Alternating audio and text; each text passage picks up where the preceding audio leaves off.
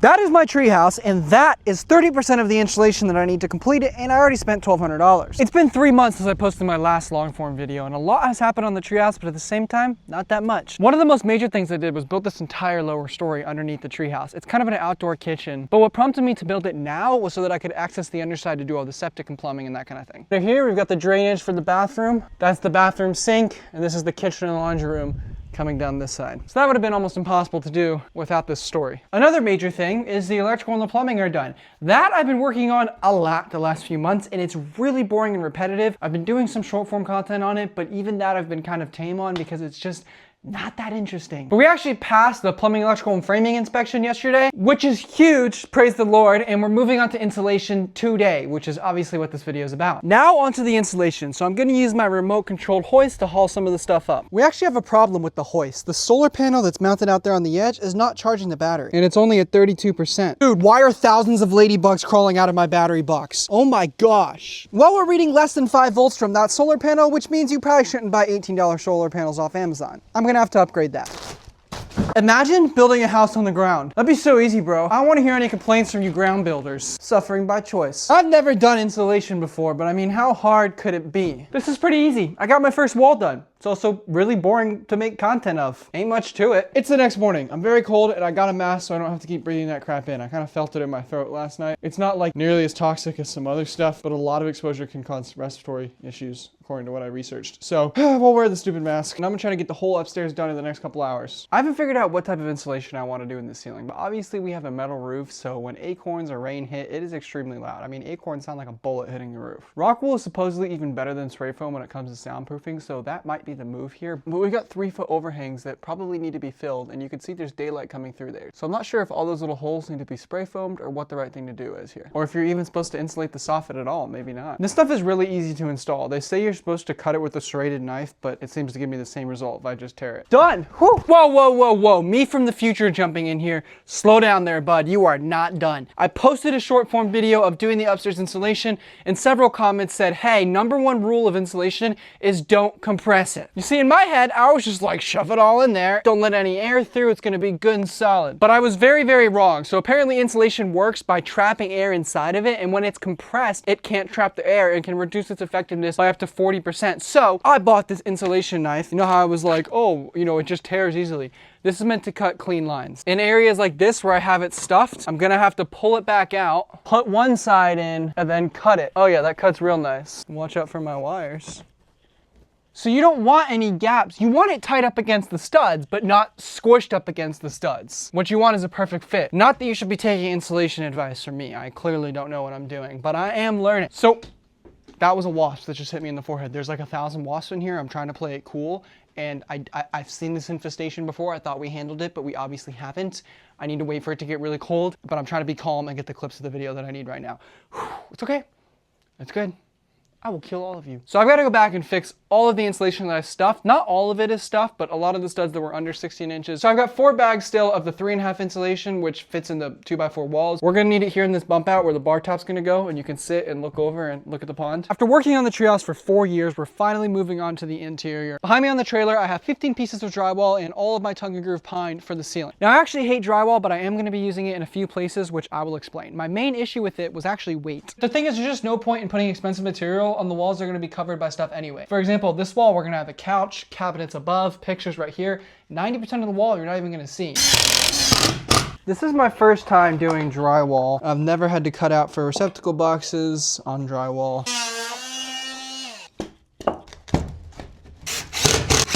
My biggest issue with drywall is that per square foot, it actually weighs more than the material I plan to use on the rest of the walls. And weight is a constant consideration in a treehouse. Not that it can't handle it, but it's just something I should be mindful of at all times.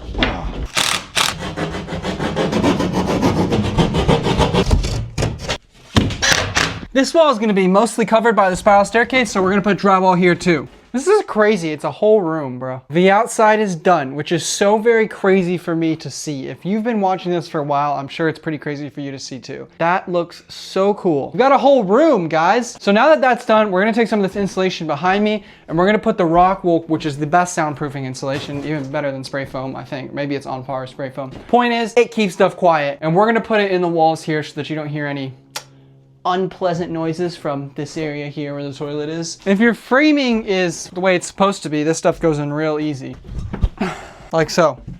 So for the inside of the bathroom, I got this moisture resistant drywall. I didn't know I needed this until Mr. Brad was here yesterday and was like, hey, make sure you get the green drywall for inside the bathroom. So really glad he said something. Would have sucked to rip all that off and redo it. Baby girl, you ain't done nothing but sit on that chair all day. What is this, Missy? Oh, okay, fine. You can stay. You're so cute.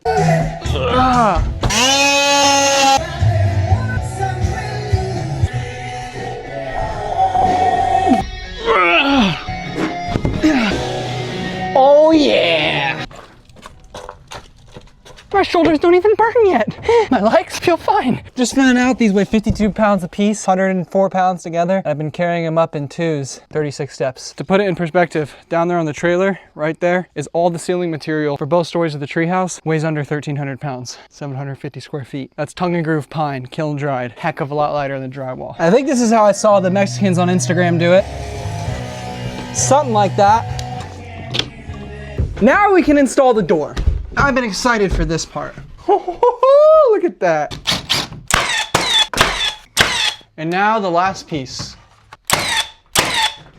We officially have a room. So it's the next morning and the guy I bought all the wood from yesterday actually lent me a pair of pallet forks for the tractor, which is awesome because I don't have one.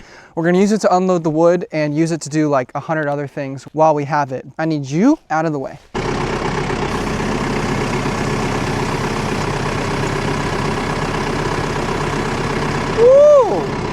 Oh, I feel that weight.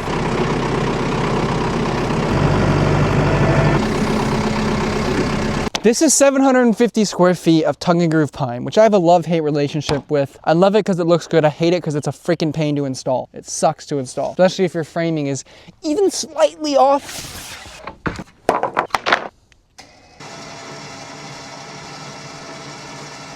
I already broke something. The actuator that makes the crane rotate has decided to permanently disengage. See, usually that's how I get it to rotate, is with the actuator.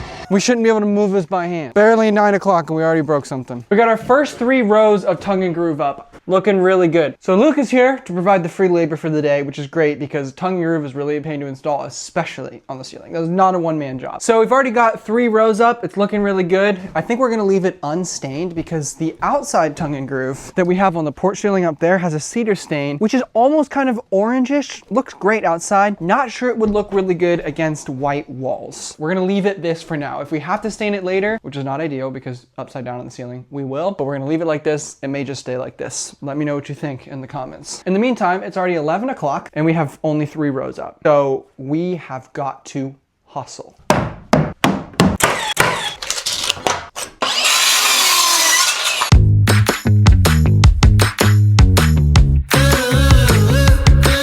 So I decided to insulate between the floors just for noise dampening, but I just used fiberglass. It's like 25% of the cost, but still 80% of the benefit. These are the wires for the ceiling lights. We're just gonna tuck them up in there for now. And then I'll take a big old hole saw like this and punch the holes out of the ceiling. And I know exactly where to find the lights because I marked each one with orange spray paint on the floor. 1/2 the wall is done and looking absolutely awesome. And you may notice that the ceiling and this beam are not even close to square. But there's a very good plan to make sure that you never know. See, this beam supports the whole 2nd story and ultimately part of the roof, and the load had to be transferred to the ground properly. So the load goes down these 2x6s here, down the telephone poles, and that telephone pole over there. If I had moved this beam over in either direction to make it square with the front wall, it wouldn't have sat exactly on the telephone poles, which goes all the way back down to the telephone poles not being perfect. But what I'm gonna do is build a fake beam, a false beam around this whole thing that's just gonna come down a couple inches and encompass the entire thing. And that beam will hide the LVLs and be parallel with the ceiling material, so you'll never know. 2nd half is mostly done. I can't quite do it over here yet because I need to work on the spiral staircase.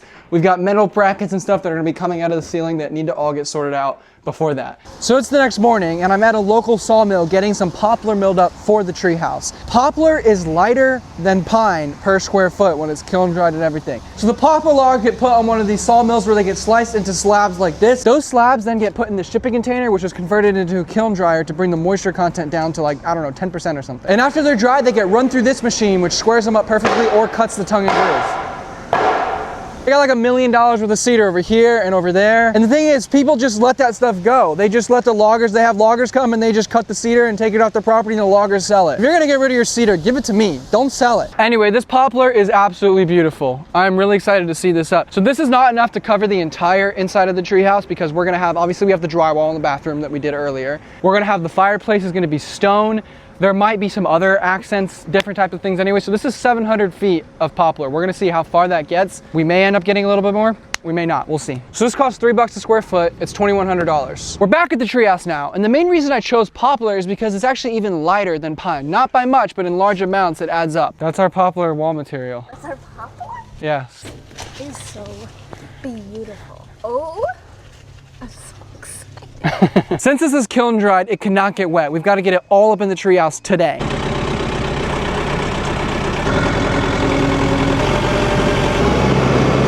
So Caleb is going to be down here loading the poplar onto the hoist and hauling it up.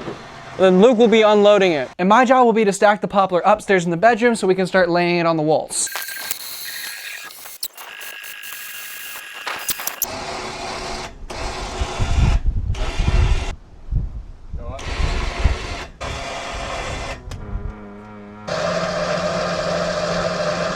This is the last load of poplar coming up.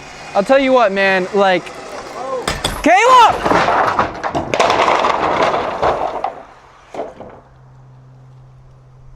Why'd you keep pulling it? It broke the weld off and destroyed the 4,000-pound winch. Was a bit too much for my weld to hold. Not gonna lie, it looks like I had some pretty bad contact on that weld, so that's partially my fault, but mostly his. No, it's definitely my fault. I should have done a better weld. Somehow we lost both sides of the hoist platform. I don't really know. I think it slammed into the side of the house right there. Next morning, again. Today, I'm gonna start putting up walls upstairs because I have the insulation upstairs. I'm still waiting on the insulation for downstairs. This whole wall, I'm gonna try to get it done. One of the biggest things that's gonna slow us down is cutting around the receptacles. That probably is gonna slow us down even more than cutting around the windows. There we go. At some point, I will learn that it's always gonna take longer than you expect. Until then, I'll keep assuming it'll be a quick job. Okay, so first wall is done. I'm not going all the way up to the ceiling yet because I know there's gonna be the comments, oh bro, you gotta do the ceiling first. Listen, I would do the ceiling first if I had the insulation, but I'm waiting on it to get here. I had to order 24-inch wide insulation for the ceiling and it's taking longer than it should. It's really frustrating me. But I'm gonna stop there so that I'm not scratching up the top of the walls when we're putting the ceiling in. I think that's close enough. It looks so good. I don't think we should stain it white. I think we should just do some very modest clear on it. I think covering that with anything would be a sin. This is the office wall, and the view out the office is just incredible. I'm trying to do my biggest walls, my biggest boards first, obviously, because then I can use the cutoffs for other stuff. So I'm gonna set you guys up on a time lapse. Let's go.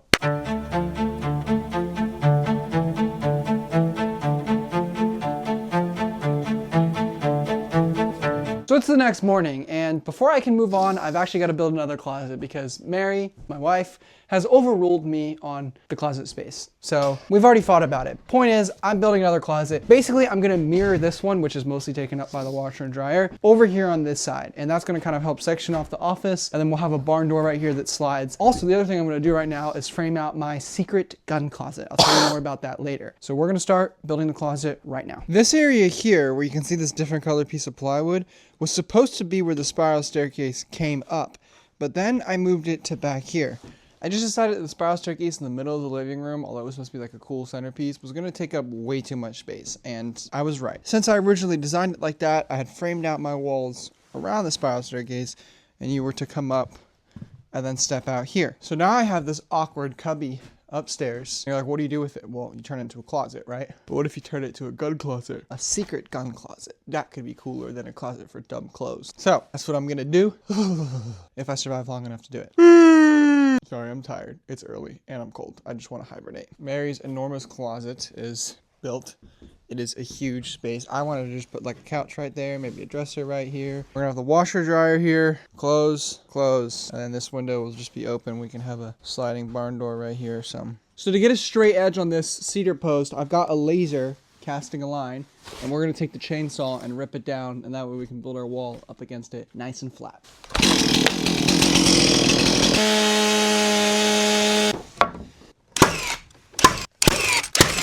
So this is gonna be a hidden bookshelf door, a Murphy door. But my friends, you're gonna have to wait to the next video to see me continue working on the gun closet and the rest of the treehouse. Here's the thing, this video just had to stop somewhere. I mean, I'm just building, filming, and it's also Friday night. I haven't posted a video in months, a long form video, and I know you guys want one. So I'm sorry if this feels incomplete and like a totally unprofessional ending, but here's your ending. Thanks for watching.